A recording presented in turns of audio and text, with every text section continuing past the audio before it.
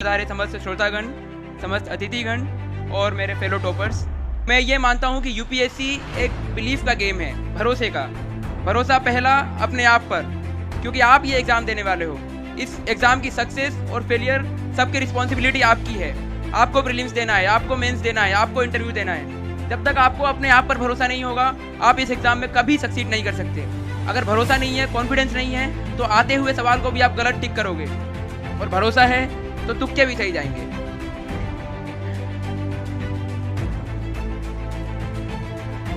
दूसरा भरोसा भगवान पे, क्योंकि मेहनत सब करते हैं और मैं मानता हूँ कि मुझसे ज़्यादा मेहनत यहाँ बैठे समस्त मेरे फेलो टॉपर्स ने किया है, पर मुझे ये 93 रैंक हासिल हुई है पहले ही अटेम्प्ट में। इसका श्रेय मैं पूरा भगवान को दूंगा, क्योंकि मेहनत में भले अगर गलत डायरेक्शन में भी हो, उनके यहाँ सब काउंट होता है। अगर मैंने गलत डायरेक्शन में मेहनत की है तो भी अगर मैंने मेहनत की है तो मुझे सफलता मिलेगी।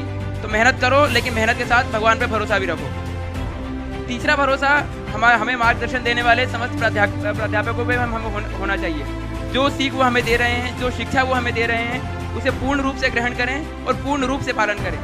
दुर्योधन अंतिम दिन तक जीत सकता था युद्ध में, पर उसके हार का कारण ये था कि वो अपने बड़ों की बात कभी नहीं मानता था। उसने भीष्म पितामह की बात नहीं मानी, द्रोणाचार्य की बात नहीं मानी, अंततः अपनी माँ गांधारी की भी बात नहीं मानी। गांधारी ने उससे कहा था कि जाओ गंगा में स्नान करके आओ, जिस भी नदी में, नदी मुझे याद नहीं है, नदी में स्नान करके आओ और मेरे सामने नग्न रूप में आके खड़े हो जाओ, जैसे एक बालक अपनी माँ के सामने खड़ा होता है। पर दुर्योधन अपने एक अज्ञानतावश श्री कृष्ण जी उसे रास्ते में मिल गए, तो श्री कृष्ण जी ने उसकी अज्ञानता का फायदा उठा लिया और उससे कहा कि नग्न वेश में कौन अपनी माँ के सामने जा सकता है, कम से कम केला तो लपेट लो। तो केले का जो पत्ता होता है वो उसने लपेट लिया और तब वो अपनी माँ के सामने गया। उसकी माँ ने, जिसने पूरे जीवन भर अपने आँख पर पट्टी बांध रखी थी, वो पट्टी पहली बार अपने बेटे के शरीर को वज्र का बनाने के लिए उसने अपनी आँख की पट्टी खोली और अपनी आँख में जितनी भी उसकी शक्ति थी, जो पवित्रता थी, जो सतीत्व था, उससे अपने बेटे के पूरे शरीर को वज्र का बना दिया। परंतु जो भाग उसने केले के पत्ते से ढक रखा था वो केवल दुर्बल ही रह गया। तो इसलिए आगे जाके जब भीम से उसका युद्ध हुआ तो उस दुर्बल जगह पर भीम ने वार किया और दुर्योधन की पराजय हुई। तो अपने बड़ों का कहना यदि उसने मान लिया होता तो दुर्योधन 18वें दिन नहीं, पहले दिन ही जीत गया होता। तो हमेशा आपके बड़े जो भी आपको समझाइश दें या आपके मार्गदर्शक जो भी आपको बताएं, उनका पूर्ण रूप से पालन करें और अपनी समझाइश उसमें लगाने की कोशिश मत करें। और चौथा भरोसा इस देश की लोकतांत्रिक व्यवस्था पर। मैं एक बहुत हम्बल बैकग्राउंड से आता हूँ। मेरे पापा पेट्रोल पंप पे काम करते थे, अब वो नहीं करते हैं।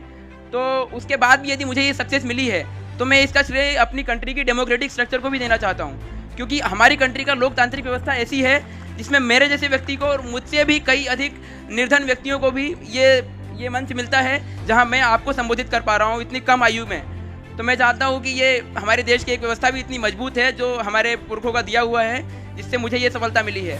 और आखिरी में तो मैं यही कहूँगा कि अपने आप को कभी अंडर एस्टिमेट मत करें, क्योंकि ये तो एक केवल यूपीएससी के एग्जाम है। मनुष्य में तो वो ताकत होती है कि पर्वत को तोड़ सकता है, पत्थर को पिघलाकर पानी बना सकता है। तो यूपीएससी तो केवल एक छोटा सा एग्जाम है। हाँ, इसे कई लोग क्लियर नहीं कर पाते हैं, कई लोग क्लियर कर लेते हैं, कई लोग फर्स्ट अटेम्प्ट में, कई लोग 6th अटेम्प्ट में, पर क्लियर होता है। और हो सकता है कि जिंदगी ने आपके लिए कुछ अच्छा सोच रखा हो। Everything happens for a good reason. आपके लिए कुछ अच्छा सोचा हो, इसलिए हो सकता है आप इस एग्जाम में सक्सीड नहीं कर पा रहे हो, पर भरोसा रखो। और मुझे भरोसा है आप पे और मुझ पे।